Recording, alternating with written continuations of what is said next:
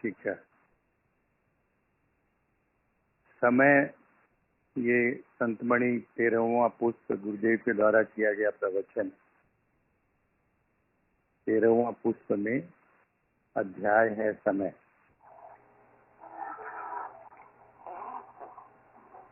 तो इस समय के कुछ प्रसंग को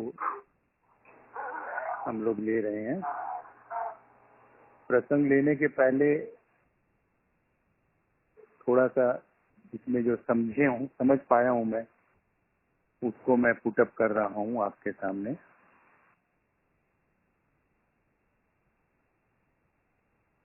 समय कहते हैं काल को, जिसमें भूत, वर्तमान और भविष्य।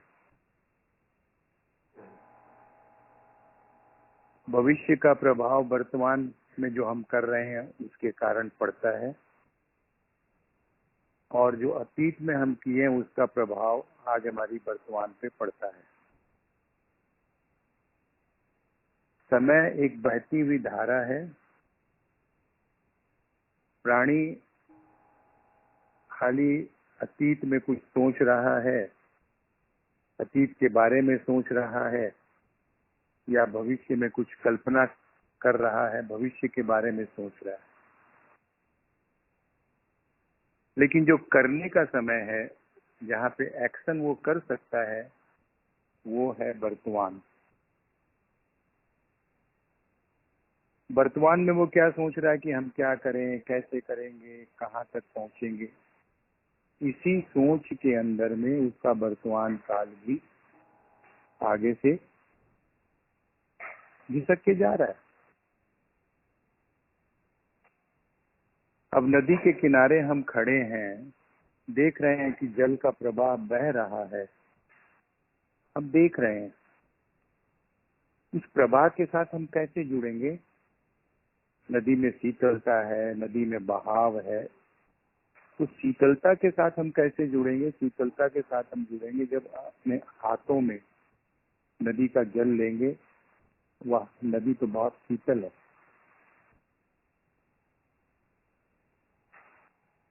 और उस प्रवाह के साथ कैसे जुड़ेंगे। हम अतीत की बात छोड़ दें, हम भविष्य की बात छोड़ दें, आज की बात शुरू करें, वर्तमान की बात शुरू करें। वर्तमान में हम यदि भजन सही करेंगे तो हमारा कल हमें यही भजन भक्ति देगा। वर्तमान में हम कर्म सुदृढ़ करेंगे, अच्छे करेंगे, तो हमारा भविष्य स्वतः ही अच्छा होगा। और आज का किया हुआ भजन कल हमें शांति प्रदानी देगा। और फिर समय को मनुष्य ने अपने हिसाब से इसकी स्केल बना रखी है कि ये दिन है, ये महीना है, ये वर्ष है, ये घंटा है, ये सेकंड है। मनुष्य ने अपने सुविधा के हिसाब से टाइम का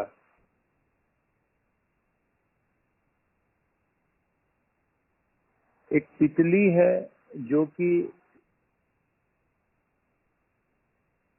महीने में नहीं जीती, दिन में नहीं जीती, वो पल में जीती है। पल पल में जीती है, मोमेंट में जीती है। और उसकी जिंदगी तो बहुत छोटी सी है, लेकिन वो एक एक पल का आनंद लेती है। और किस हिसाब से उसके पंख सुंदर हैं, किस हिसाब से उसकी उड़ान सुंदर है, किस प्रकार से वो देखते ही हमारी आंखों को आकर्षित कर लेती है और मन को उसके रूप का स्वाद मिलना शुरू होता है, मन प्रसन्न होना शुरू हो जाता है। वो चूंकि प्रसन्न है, चूंकि वो जिस क्षण हमने देखा उस क्षण वो आनंदित है, प्रसन्नता है, तो उसकी प्रसन्नता प्रकृति के द्वारा आदान प्रदान होती है, हमारे पास पहुंचती है।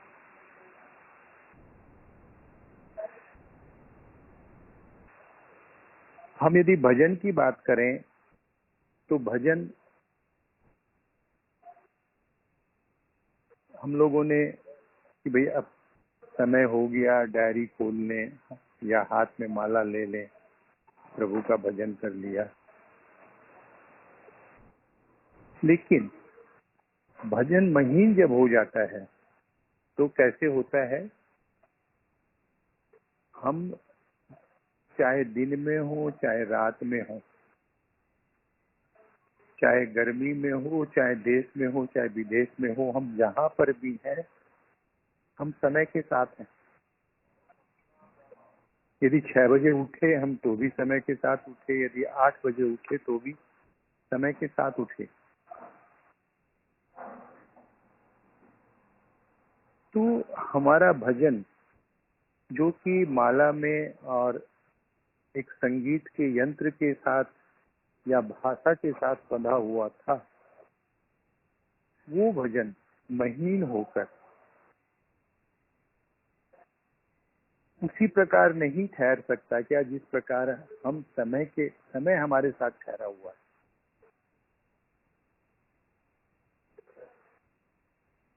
इसी अध्याय में गुरुदेव कहते हैं समय, समय यानी सह मैं, सह माने सह यानी हम उसी के साथ हैं, और मैं माने उसी में लीन है। किसके साथ हैं? जिसने समय बनाया, जिसने सृष्टि की रचना की, जिसने और उसके उसी में लीन है। कैसे हैं? हम उसके प्रेम भाव में लीन है।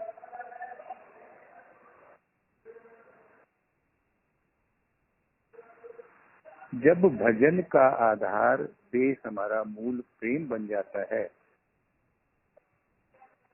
तो फिर भजन की गति बढ़ जाती है। फिर वो भाषा से उठ के प्रेम पर जब टिक जाता है भजन, और प्रेम के आगे जब वो प्रेम भरी यादों पर टिक जाता है तो याद भी भजन का कारण बन जाती है। हमने भजन को और कर्म को प्राणी ने विभाजित कर दिया है, और ये विभाजन करके हमने भजन का महत्व ही कम कर दिया।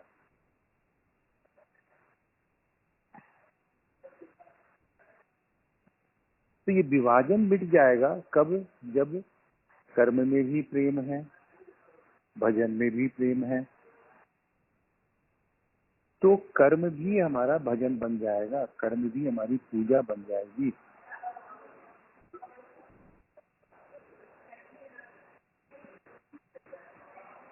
और इसी तरह ये भजन का जो समय का प्रवचन आगे बढ़ता है, तो अब मैं पढ़ रहा हूँ उसी के अंदर में कुछ पंक्तियां समय के प्रवचन की।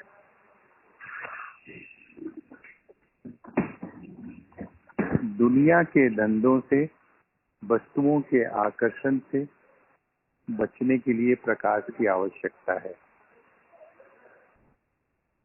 ऊपर आकाश और नीचे प्रकाश और हृदय में विकास। तब समय का पता लगेगा। जब तक आपके भीतर में यह भावना नहीं कि ऊपर में आकाश है, चारों तरफ प्रकाश है और हमारे हृदय में भावों का विकास होता जा रहा है। भाव हमारे चंचल नहीं, स्थिर हैं, समय के साथ हैं। हम उठते हैं समय के साथ, हम सोते हैं समय के साथ, हमारा जीवन है समय के साथ। जिसने समय बनाया है उसके साथ हैं हम।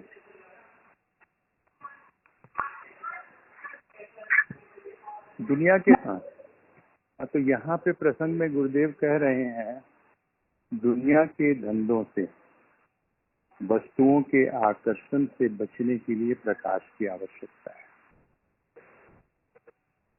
बचने के लिए, छोड़ने के लिए नहीं।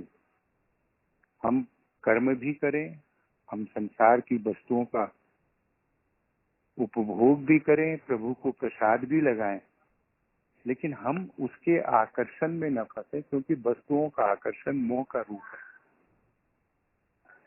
प्रभु का आकर्षण प्यार का रूप है। और दुनिया के धंधों में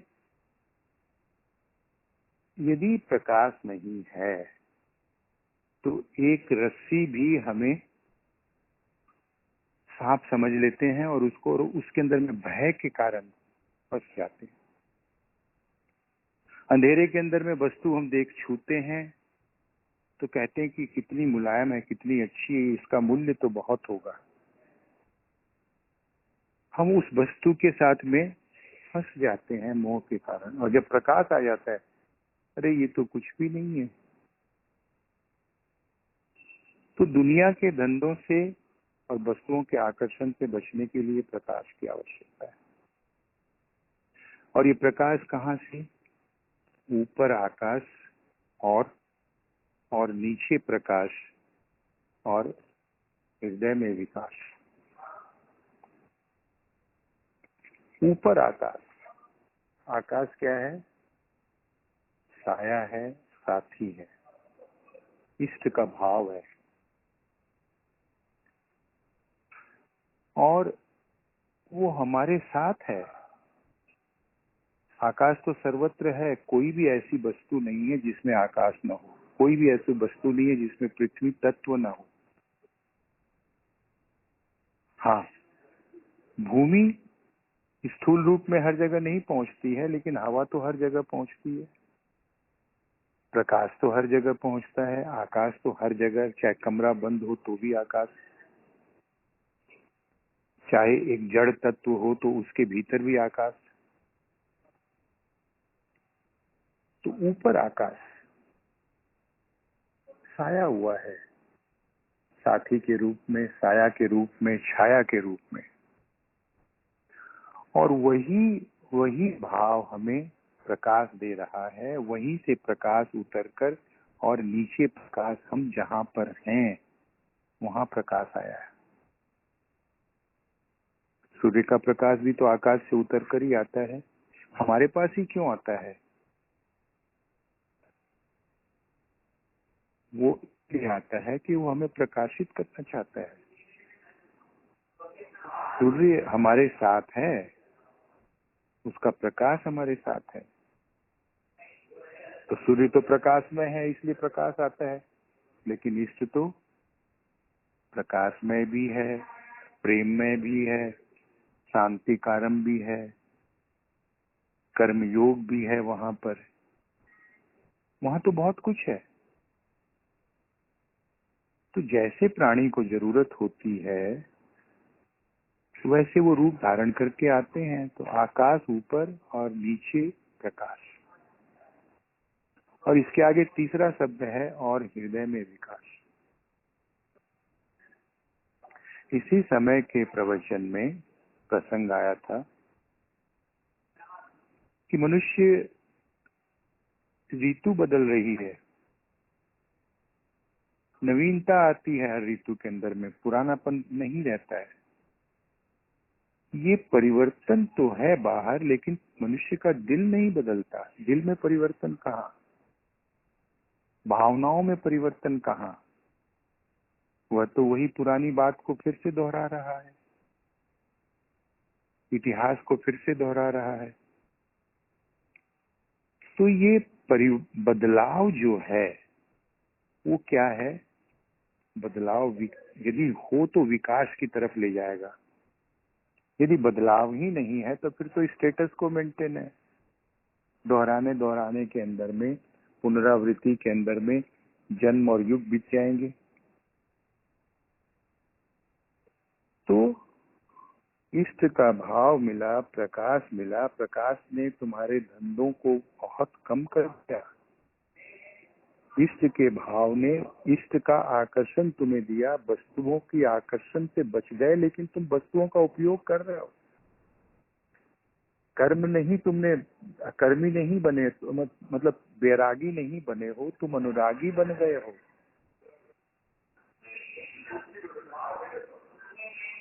और ये भावना जब तक आपके भीतर यह भावना नहीं कि ऊपर में आकाश है, चारों तरफ प्रकाश है और हमारे हृदय में भावों का विकास होते जा रहा है। भाव हमारे चंचल नहीं, स्थिर हैं, समय के साथ हम बह रहे हैं। देखिए, सरिता जो बहेगी वो सागर की ओर ही बहेगी। क्यों भाई? सागर से ही तो उसका जन्म हुआ।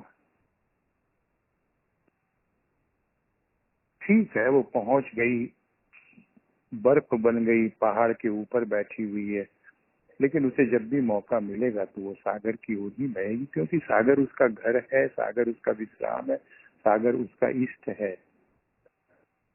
तो यदि समय भी सृष्टि प्रदाता ने दिया है, सृष्टिकर्ता ने दिया है, तो ये समय का बहाव भी वहीं पर विश्राम करता है। यदि इस बहाव के साथ हम जुड़ जाएं, उसी प्रकार जिस प्रकार हम अपने आप को हल्का छोड़कर हमारी नाव को पाल लगाकर छोड़ दिया, तो वो धारा हमें, बहती हुई धारा हमें सागर की ओर ले जाएगी। और उसी प्रकार यदि समय के साथ हम जुड़ जाए, सह है और मैं है, और जुड़ के उसी में लीन हो जाए, तो हम सृष्टिकर्ता की ओर चलते हैं, जहाँ प्रेम है, जहाँ शांति है, जहाँ आनंद है। हमने जो विभाजन कर रखा था, अलग अलग बांट रखा था, वो अब सिमटने लगा, क्योंकि प्यार एक दूसरे को जोड़ता है। ये प्यार, ये आकर्षण ही है जो अणु को परमाणु के साथ जोड़ता है। यह आकर्षण ही है जो साकार को निराकार से जोड़ता है। और यह आकर्षण ही है जो साकार और आकार के बीच का संबंध है, जो जो सूर्य और पृथ्वी के बीच का संबंध है। इस प्रकृति के अस्तित्व का संबंध है आकर्षण।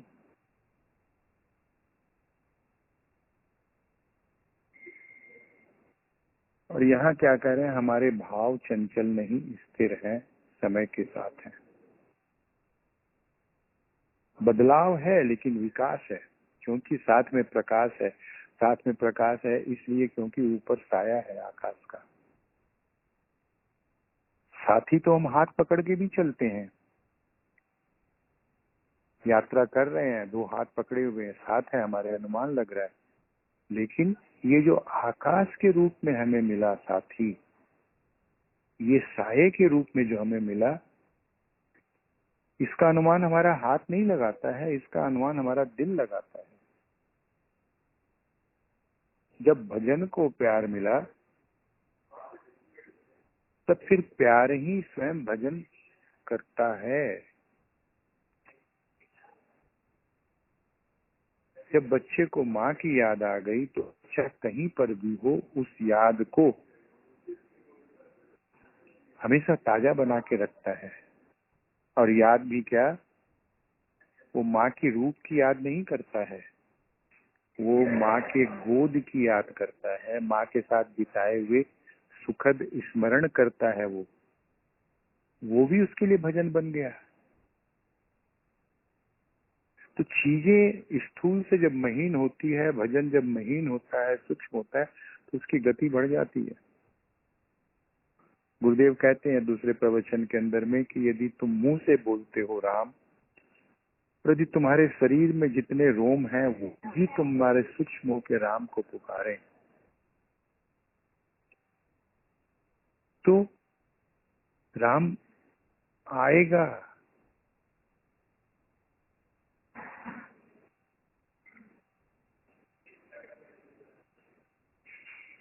तो यहाँ कह रहे हैं कि भाव हमारा चंचल नहीं, स्थिर है, समय के साथ है। हम उठते हैं समय के साथ, हम सोते हैं समय के साथ, हमारा जीवन है समय के साथ।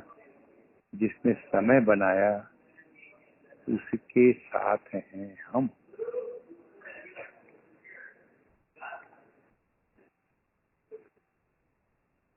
अब थोड़ा सा प्रसंग आगे का और लेता हूँ। इसी के बाद वाले पन्ने का है, बीच की कुछ पंक्तियां मैंने छोड़ दी। प्रभात हो गया, प्रकाश आ गया, लेकिन अब भी विचारों से हम अंधकार में बैठे हुए हैं। यह अंधकार को मिटाने के लिए, प्रकाश में आने के लिए, हृदय के विकास के लिए हमें आवश्यकता है कुछ बातें सुनने की, कुछ गा गा करके सुनाने की, कुछ कह कह कर रिझाना, कुछ मन को प्रसन्न करना, कुछ उसी में लीन होने का कोई रास्ता निकल आवे उसकी चेष्टा करना। यही सब सत्संग का अंग है।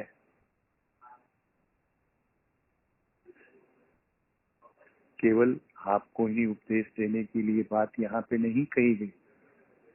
समय के बाद समय पर आई, समय पर कही गई, और वो न जाने कब क्या कहलाएगा, यह समय जाने और समय को बनाने वाला जाने। अपने हाथ में तो कुछ भी नहीं है।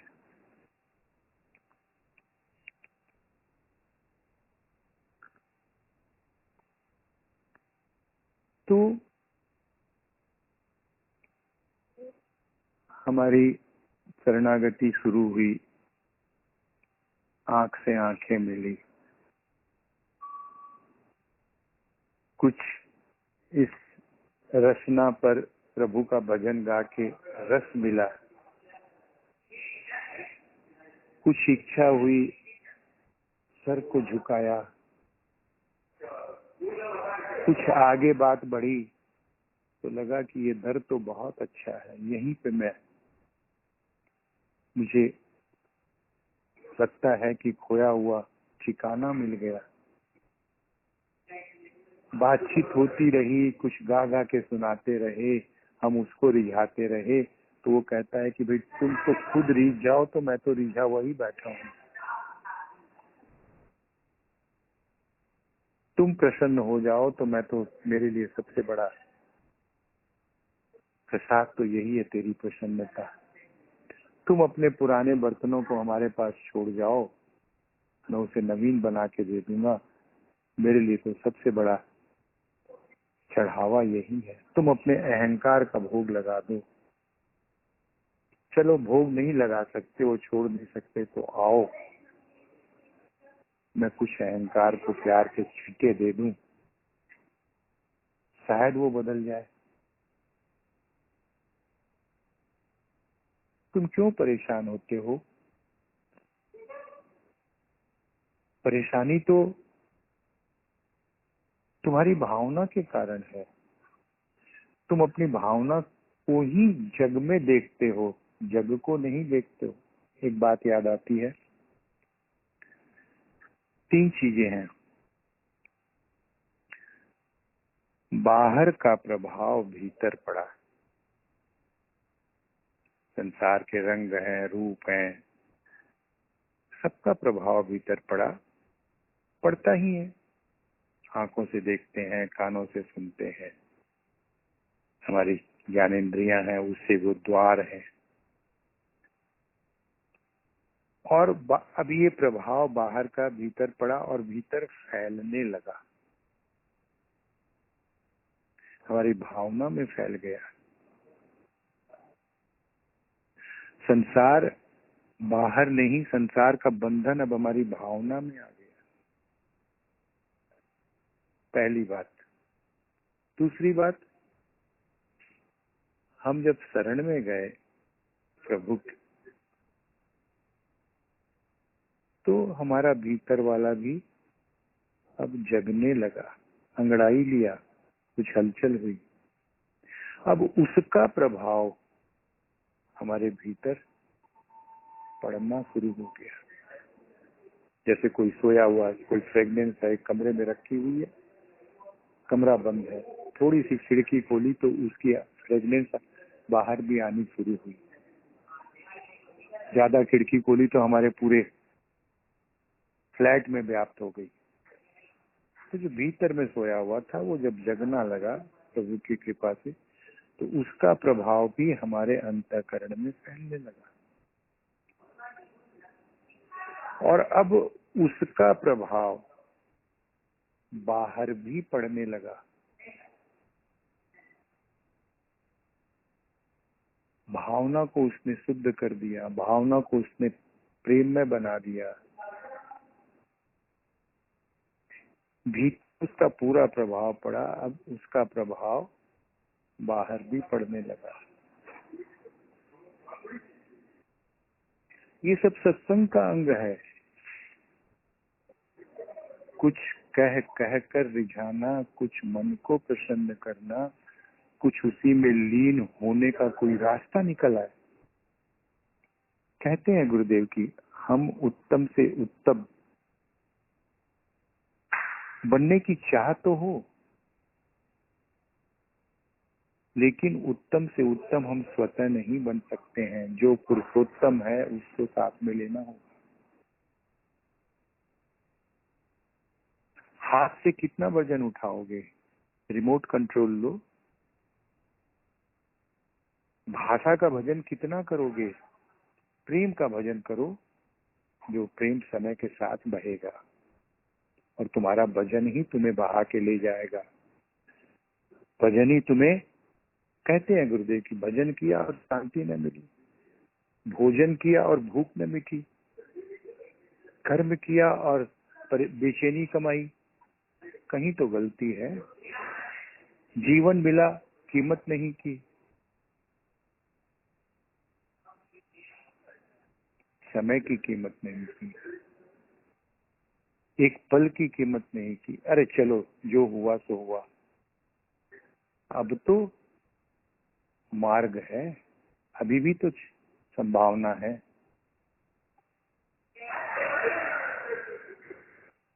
तो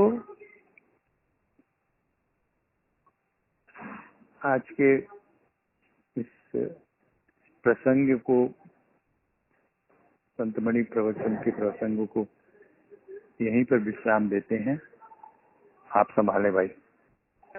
हाँ प्रणाम भाई। भैया जी सब कुछ समझ में आ गया है, सब कुछ लेकिन द्रुत गति कैसे हो?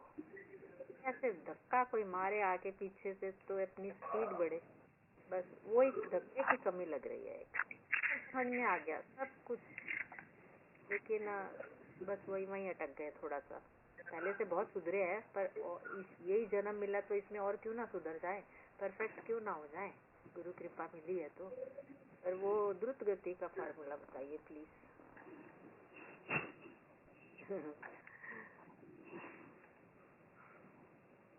हवाई जहाज से जब हम चलते हैं ना तो बहुत जल्दी पहुंचते हैं। हाँ जी। और अंतरिक्ष की यात्रा तो स्पेस रॉकेट से ही की जाती है।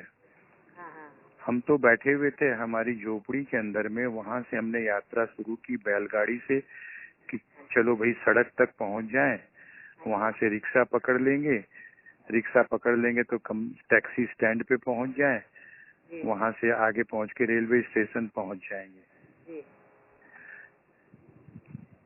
जो आगे की बात है ना भाई, वो आगे आपको देखिए, जो हम प्रयास करते हैं उसका फल भी हमें हमारे अंतःकरण में ही महसूस होता है। अनुभव गुरुदेव ने कहा एक जगह प्रवचन में ही कहा है कि बाहर तो प्रकृति में बहुत सुंदर छटा व्याप्त है, कैसे रंग है, कैसे सावन का महीना है, कैसे हरियाली है, कैसे पानी करवल है, कैसे हवा है, आकाश है, छटा है प्रभु की रंग रूप परिवर्तन। और इस छटा को पेड़ भी सुंदर बना रहे हैं, पशु पंक्षी भी सुंदर बना रहे हैं, और प्राणी भी सुंदर बना रहा है अपनी अपनी गतिविधि से। लेकिन यही छटा का एक अनोखा रूप प्राणी के अंतःकरण में भी आता है। कैसे आता है? अनुभव के द्वारा। ये अनुभव जो है हमारे, वो हमारे बल हैं, वो हमारी शक्ति है। जब हमें भीतर के अनुभव प्रकट होते हैं कि आज तो भाई शांति का विशेष अनुभव हुआ, आज तो मुझे कुछ ऐसा लगा कि किसी ने अंतःकरण में ही मेरे ठाकुर ने मुझे स्पर्श किया है, ये भजन तो शब्द मुझे बहुत अच्छे लगे, ये प्रभु की वाणी मुझे बहुत गहराई में आज स्पर्श की है। ये क्या है? ये हमारी अनुभव है, हमारी अनुभूतियां हैं। और ये अनुभूतियों के ऊपर में ही आदमी का भावना सहज रूप में बदलती है। समझ में तो आ गया, बुद्धि में तो समझ में आ गया, लेकिन बुद्धि से समझकर और बुद्धि से कंसल्ट करके हम कितना काम कर पाएंगे? हमारे आधी से बेसी काम तो बिना बुद्धि से कंसल्ट किए स्वतः ही होते रहते हैं। क्लियर है ना भाई? जी जी जी, बिल्कुल बिल्कुल। तो ये जो बिना बुद्धि से कंसल्ट किए जो काम होते हैं, उसी से, और वो तभी होते हैं जब हमारे अंतःकरण में प्रेम है, शांति है, प्रभु के सानिध्य का भान है, अनुभूतियां ही हमारे जीवन को बना रही है, सजा रही है। और ये जितनी अधिक होगी उतनी ही हमारी यात्रा द्रुत गति की होगी, उतनी ही यात्रा हमारी सूक्ष्म की होगी, उतना ही भजन हमारा समय के साथ फैलेगा। हम हमारी दिनचर्या में देखें, हम प्रभु के साथ में कितना समय बिताते हैं। सत्संग में, कुछ घर में पूजा पाठ करते हैं उसके अंदर में, कुछ अध्ययन करते हैं उसके। हम क्यों न इस जुड़ाव को प्रेम के साथ जुड़ जाए, जिससे कि प्रेम की धारा के साथ साथ में हम प्रभु के साथ में, प्रेमी के साथ में समय गुजारें। तो हमारी गति बढ़ती है, वो फैलती है। अभी आपने सुना कि बाहर की भावना का प्रभाव, बाहर का प्रभाव भीतर पड़ता है और भीतर में वो फैलता है। और भीतर की जब चीज प्रकट होती है, उसका भी प्रभाव हमारे भीतर में पड़ता है, वो भी फैलता है। हमारी भावना के अंग प्रत्यंग में वो फैलता है। प्रभु की प्यार की स्टाम्प लगती है, तब जाके प्रभु की शांति की स्टाम्प लगती है, प्रभु की शांति का स्पर्श मिलता है। क्योंकि हमारी भावना चेतन है, हम चेतन है, इसलिए हमारी भावना जुड़ के भी चेतन बन गई है।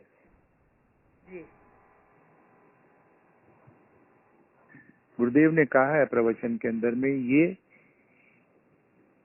बंधन में कहा है, ये शरीर तो बंधा हुआ है 3.5 हाथ का, लेकिन इसके साथ में मन, बुद्धि, चित्त, अहंकार जो है, ये भी बंधे हुए हैं, लेकिन ये फिर भी स्वतंत्र है। और ये शरीर धारण करते करते इसकी स्वतंत्रता को अनुभव करो।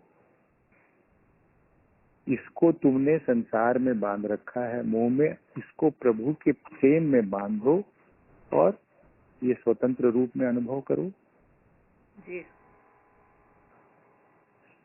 तो हमारे पास में चेंज ओवर स्विच होना चाहिए कि हम कर्म करते समय एक बार याद कर लें कि हाँ भाई, हमें प्यार से करना है, प्रभु के लिए करना है। जी। तो हमारी गति जो है वो सूक्ष्म होगी, सूक्ष्म गति होगी, वही द्रुत गति है, यानी उसका प्रभाव हमारे अंतःकरण में फैल रहा है, बढ़ रहा है। हम देखिए, सोते समय निंद्रा में सोते हम 5 घंटे 6 घंटे और अनकॉन्शियसली सोते हैं। उस समय हमारे पास में शरीर की वो कोई हमें भान नहीं होता है, क्योंकि हम सब कॉन्शियसली अनकॉन्शियसली सोते हैं। लेकिन प्यार तो ऐसा है कि वो अनकॉन्शियसली माइंड में भी काम करते हैं। हम सोने के समय प्रभु की एक वाणी को धारण करें, प्रभु के एक भाव को धारण करें, हाथ मुंह धुलाई किए हम माँ की गोद में सोने जा रहे हैं, माँ की गोद का भाव धारण करें। कुछ भी जो हमारे को लगे, तो वो भाव हमारे साथ में निंद्रा के समय में ठहरा हुआ रहता है, लहराता है, उसका प्रभाव पड़ता है। जागृत में है, चेंज ओवर स्विच हमारे पास में है, क्योंकि ठाकुर तो कह रहे हैं कि तुम्हें बैठ के भजन नहीं करना, हाथ में माला लेके भजन नहीं करना है, तुम्हें तो भजन करना है, तुम्हें विभाजन नहीं करना है, कर्म भी भजन है, भजन भी भजन है, याद भी भजन है। प्रेम जैसे जैसे जोड़ोगे वैसे वैसे ये तुम्हारी भजन की गति प्रेममय होती जाएगी, सूक्ष्म होती जाएगी और सतत होगी, सहज होगी। जी।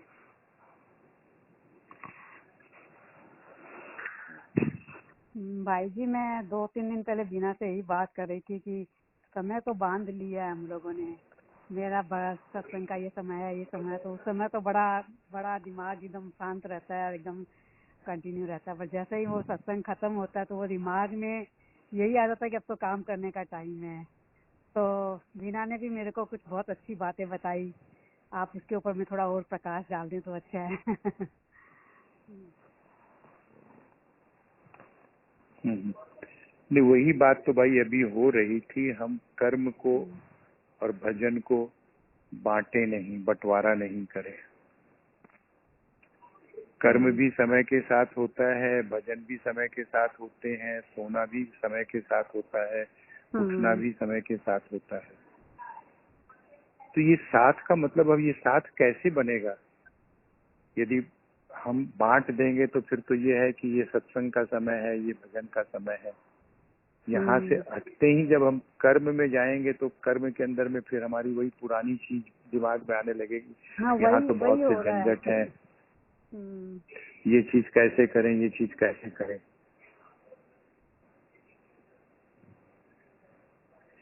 तो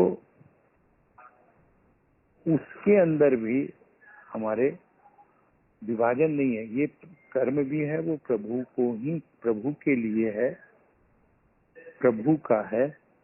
और इस कर्म को भी हम भजन बनाएं, इस कर्म को भी हम पूजा बनाएं। जब कोई चीज को हम प्रभु पे चढ़ाने की बात करते हैं, प्रभु को भोग लगाने की बात करते हैं, तो उसको हम बढ़िया से बढ़िया करने का प्रयास करते हैं। भजन तो हम प्रभु को सुनाते हैं, प्रभु को चढ़ाते हैं। तो कर्म के लिए हम ये क्यों सोचते हैं कि कर्म तो हमारा है और भजन प्रभु का है? ये कर्म भी तो प्रभु का है। तो इसको ये बोझा सा नहीं समझ के इसको हम सुंदर कैसे बनाएं, इसमें यथापूर्वक हम कैसे जुड़ें, जिससे कि इसमें भी हमें रस आने लगे। जो रस हमें भजन में आता है वो रस हमें कर्म में भी आने लगे। जो रस हम प्रभु तुम्हें सामने निहारते हैं, देखते हैं, आमने सामने रहते हैं, तब मिलता है, वो रस हम हमारे को याद करें तुम्हें तो भी आने लगे। और यही बात गुरुदेव कह रहे हैं कि समय के साथ हैं हम, समय के साथ हम चल रहे हैं। चाहे 6 बजे उठें, चाहे 5 बजे उठें, चाहे 4 बजे उठें, समय तो हमारे साथ है, हम समय के साथ हैं। तो फिर हम ये भजन को जब प्रेम में बना देंगे, देखिए प्रेम का क्या है, आप कॉन्शियस माइंड में रहें, आप अनकॉन्शियस माइंड में रहें, आप सब कॉन्शियस माइंड में रहें, आप प्योर कॉन्शियस में रहें। प्रेम तो प्योर कॉन्शियस में भी है भाई। प्रेम स्वरूप ही है, आनंद स्वरूप ही है, शांत स्वरूप ही है। तो जैसे जैसे हम इस लिंक को, प्रेम की लिंक को पकड़ते हैं, वैसे वैसे हम और महीन होते जाते हैं। और वही हमें करना है। और इसको शॉर्टकट में आप इतना ही समझ लो, जो क्षण आप प्रभु जी के साथ गुजारते हैं आमने सामने रहकर, चाहे उसको सत्संग का नाम दे, चाहे पूजा का नाम दे, चाहे आपसी चर्चा का नाम दे, वो समय में आप और गहराई से डूबिए।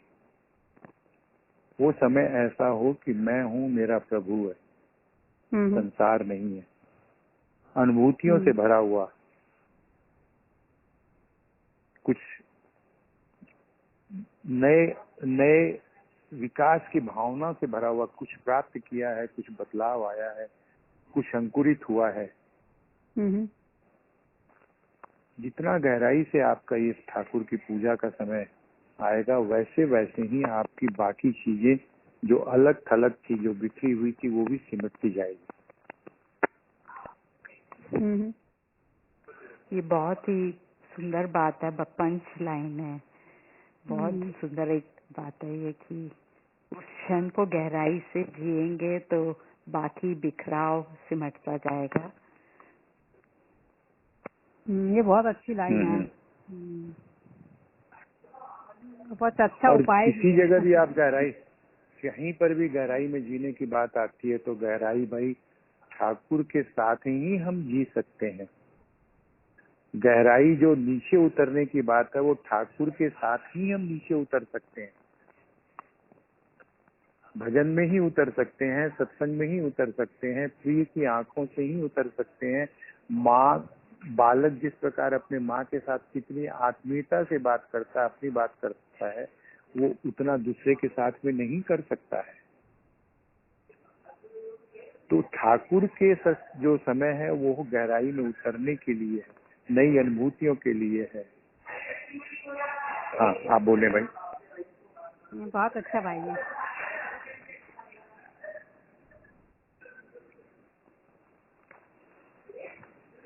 भाई जी, अच्छा पहले और कोई का प्रश्न हो तो कोई और करें। हाँ, प्रश्न नहीं, मतलब आज का वार्तालाप मेरे को बहुत अच्छा लगा कि मैं अंदर के विकास को कैसे बढ़ाया जाए, ये बात इसने मुझे बहुत प्रभावित किया कि कैसे हम अपने कर्म को भी प्रेम से जोड़ें, ईश्वर के भाव से जोड़ें, और उसे कर्म और भजन को अलग अलग ना करके इकट्ठा माला में दोनों चीजें चलें और हमारे अंदर का विकास है वो हमारे रास्ते को बहुत सुंदर। ये जो एक शब्द आपने यूज किया माला में, बहुत सुंदर, बहुत सुंदर। माला विभाजन को खत्म करती है, माला सबको एक में गूंथती है। ये भजन है, ये कर्म है, ये निंद्रा है, ये जागृत है, सबको प्रेम का सूत्र पिरो के एक कर देता है, समीकरण कर देता है।